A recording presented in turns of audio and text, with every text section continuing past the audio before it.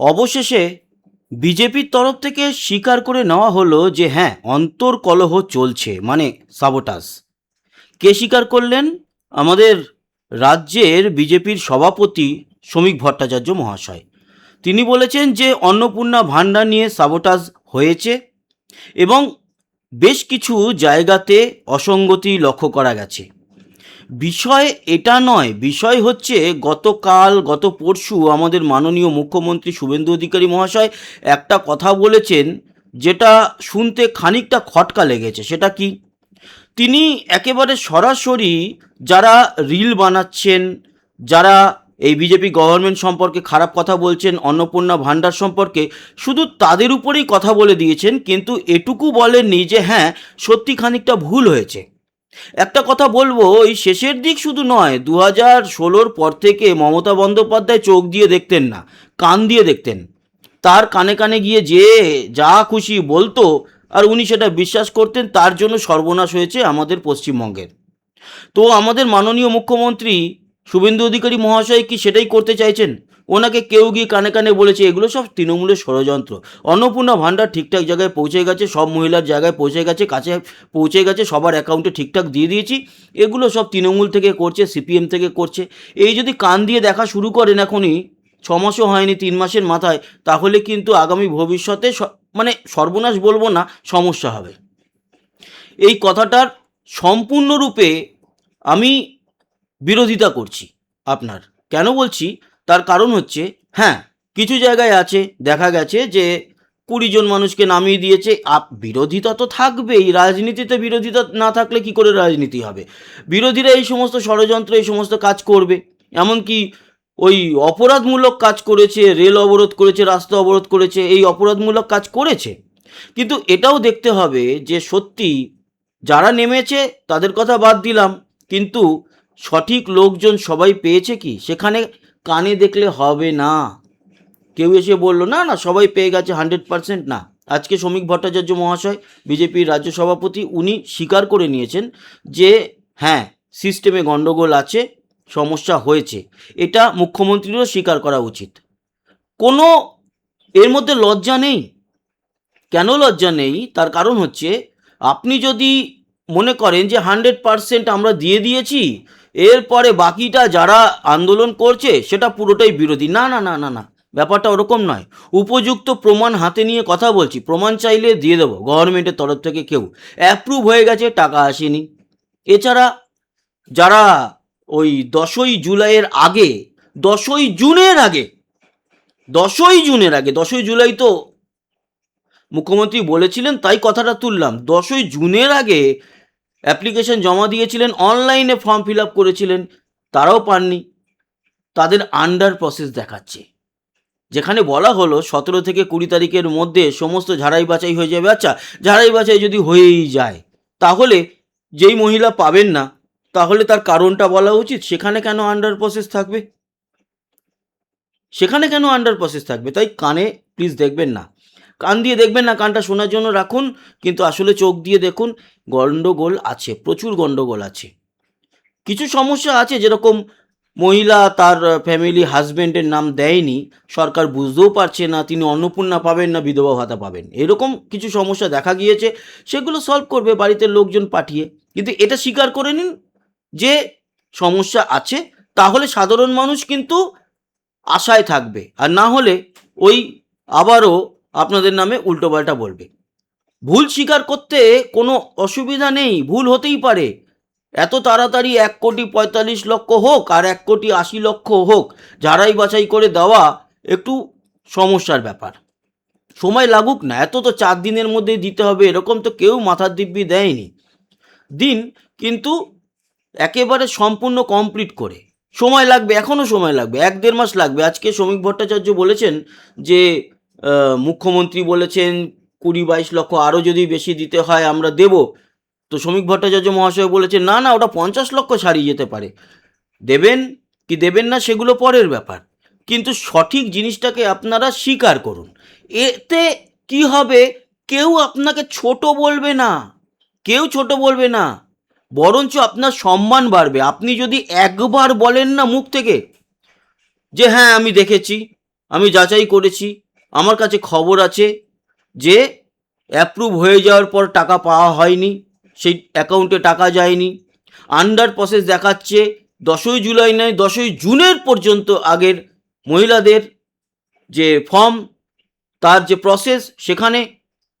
তো সেক্ষেত্রে কি হবে, মানুষ বিশ্বাস করবে আপনাকে, কি বলবে যে না, উনি আসল প্রবলেমটা ধরেছেন।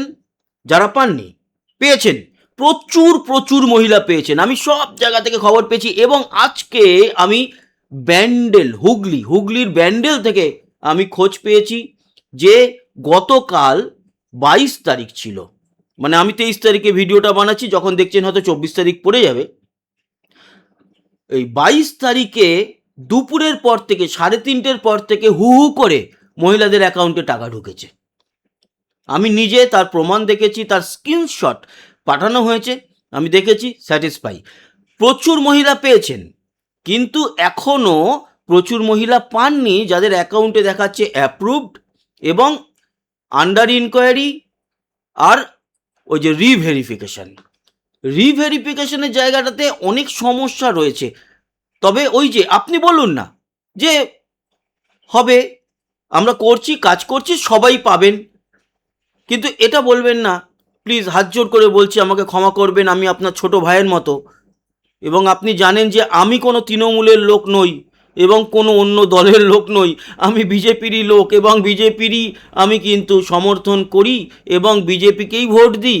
এবং আমি এই যে ভোট হলো সেখানে ওপেনলি আমি বিজেপির সম্পর্কেই কথা বলেছি, অন্তত পক্ষে হাতে গোনা কিছু মানুষের মন বদলানোর জন্য সাহায্য করেছি। ফলে একেবারে বলে দেবেন না যে সব বিরোধীরাই করছে, না। সত্যি কথা বলতে বেশ কিছু যোগ্য মহিলারা পাননি, এটা একটু মানবিক দিক থেকে ভেবে দেখুন। আবারও বলছি, মমতা বন্দ্যোপাধ্যায়ের মতো কান দিয়ে দেখবেন না, আপনি চোখ দিয়ে দেখবেন, কান দিয়ে শুনবেন, তাহলে আপনার কাছে পরিষ্কার হয়ে যাবে। এটা খুবই সত্যি কথা। আপনার কাছে দু একজন আবার এরকম মমতা বন্দ্যোপাধ্যায়ের আশেপাশে ছিল, জুটে ছিল, তাদের কথা শুনেই কান দিয়ে দেখতেন উনি। আপনি এই রাস্তায় হাঁটবেন না, একদম কান দিয়ে দেখবেন না। আপনি নিজের একেবারে মতামত এটা দেবেন যে যখন এই কথাগুলো উঠছে তার মানে ডাল মে কুচ কালা হ্যায়। অতএব আমাকে একটুখানি পার্সোনালি দেখতে হবে। আপনি সেকেন্ড টিম ইউজ করুন, ফার্স্ট টিমের উপরে বিশ্বাস করবে না, সেকেন্ড টিম ইউজ করুন। অন্য সেই টিমের থেকেও এই টিমের আলাদা দুটো পার্ট করে দিন, যে এই পার্ট যেটা বলছে অন্য পার্টের থেকেও আপনি মতামত নিন। তাহলে কি হবে, তাহলে একটা হেলদি কম্পিটিশন থাকবে দুটো দলের মধ্যে, মানে আপনারই তৈরি করা দুটো দলের মধ্যে। ওরা ভুল করলে এরা বলে দেবে, এরা ভুল করলে ওরা বলে দেবে, কিন্তু আপনি একটা দলকে নিয়ে চলবেন না। নিজের দলের মধ্যে দুটো ভাগ করে দিন এবং হেলদি কম্পিটিশন রাখুন, প্রাইজ ঘোষণা করুন। যার কথা ঠিক হবে তাকে আমি মাসে এই পুরস্কারটা দেব। ফলে কি হবে, তারা আপনাকে সঠিক খবর পৌঁছানোর জন্য ওই পুরস্কারটা পাওয়ার জন্য লড়াইটা করবে, আপনার কানে কানে ফুসফুস করে কথা বলবে না।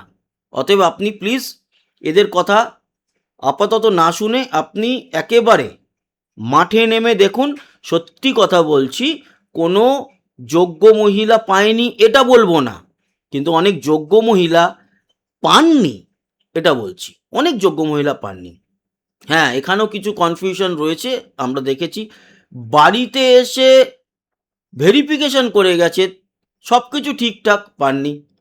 আবার এমন কিছু জায়গায় দেখা গেছে তিনি তার হাজবেন্ডের কোনো রকম কোনো পরিচয় বা ফ্যামিলি ডেটা কালেকশানে সেখানে আপলোডই করেননি। ফলে সরকার এটাও বুঝতে পারছে না যে তিনি বিধবা মহিলা, যদি বিধবা হন তাহলে বিধবা ভাতায় তাকে কনভার্ট করতে হবে। আবার তিনি কনভার্ট করতে নিজে ভয় পাচ্ছেন, কেন বিধবা ভাতায় তো 1,000 টাকা দেবে, আর যদি অন্নপূর্ণা ভাণ্ডার পায় তাহলে 3,000 টাকা। এটা সরকারকে ভাবা উচিত যে বিধবা ভাতাতেও 3,000 টাকা করা উচিত যোগ্য মহিলাদের জন্য। বিধবা ভাতাতেও একটা যোগ্য অযোগ্য সিলেক্ট করা উচিত, কারণ একজন এরকম অনেক মহিলা রয়েছেন যারা বিধবা, অথচ ওনাদের সত্যি কথা আর্থিক সঙ্গতি নেই। ফলে ওনাদের যদি 3,000 টাকা করে দেওয়া হয় তাহলে সত্যি কথা ওনারা কিন্তু সংসারটা চালিয়ে নিতে পারবেন। এটা ভেবে দেখা দরকার, এবং এটাও ভাবা দরকার যে যেই মহিলাদেরকে আমরা কথা দিয়েছি, আমরা তো ক্রাইটেরিয়া লাগিয়ে দিয়েছি, আর তো সেটা নিয়ে কেউ কিছু বলছে না। হ্যাঁ, অনেকে বলছে যে ভোটের আগে তো বলা হয়নি যে 10,000 টাকা ইনকাম করলে দেওয়া হবে না, এই হয়নি ওই হয়নি, সেগুলো বাদ দিন, ওগুলো নিয়ে টেনশন করতে হবে না, ওগুলো নিয়ে কেউ আপনাকে কিচ্ছু বলছে না। কিন্তু এটুকু বলছে যে যেই মহিলা 10,000 টাকা ইনকাম করে না, কোনো ইনকামই করে না, তাদের ফ্যামিলি এবং গোষ্ঠীর কেউ কোনোদিন সরকারি চাকরি করেনি, তাই জন্য তাদের কেউ পেনশন পায় না সরকার থেকে, কেউ কোনো রাজনৈতিক দলের সঙ্গে যুক্ত নয়, মানে কোনো রাজনৈতিক নেতা নেত্রী কোনো ক্ষমতায় নেই, সে সিভিক ভলেন্টিয়ার নয়, তার ফ্যামিলির কেউ নেই, এবং তাদের ফ্যামিলির এমন কেউ নেই যে কিনা শিক্ষক থেকে শুরু করে কোনো রকম কোনো সরকারি কাজের সঙ্গে যুক্ত, এবং তাদের দুটোর বেশি ঘরই নেই, তাও আবার অ্যাডভেস্টাস দেওয়া, বাড়িতে প্রাইভেট গাড়িও নেই, ইনকাম ট্যাক্স দেয় না, তাদের ফ্যামিলিতে কেউ জিএসটি দেয় না।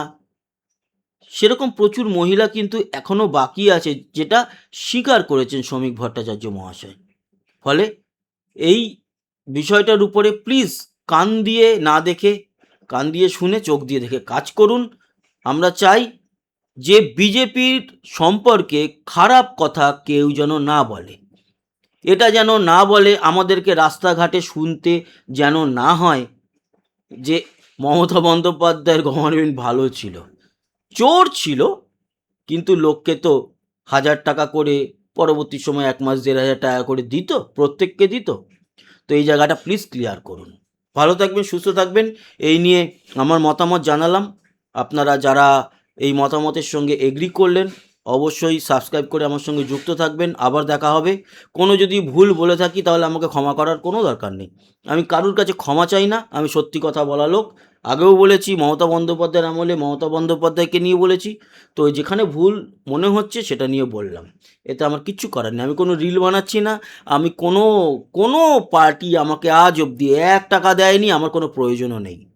আমি বিজেপির হয়ে অনেক প্রশংসা করেছি, বিজেপির হয়ে অনেক কাজ করেছি, মানে মানুষকে তার মত বদলানোর জন্য রাস্তায় দেখিয়েছি, বিজেপির রাস্তা দেখিয়েছি। আমি 100 জনের মধ্যে হলে 10 জনেরও মনোবল, মুড চেঞ্জ করেছি। তার জন্য আমার কোনো টাকারও দরকার নেই, কিছু দরকার নেই, স্পন্সরেরও দরকার নেই, কিচ্ছু লাগবে না।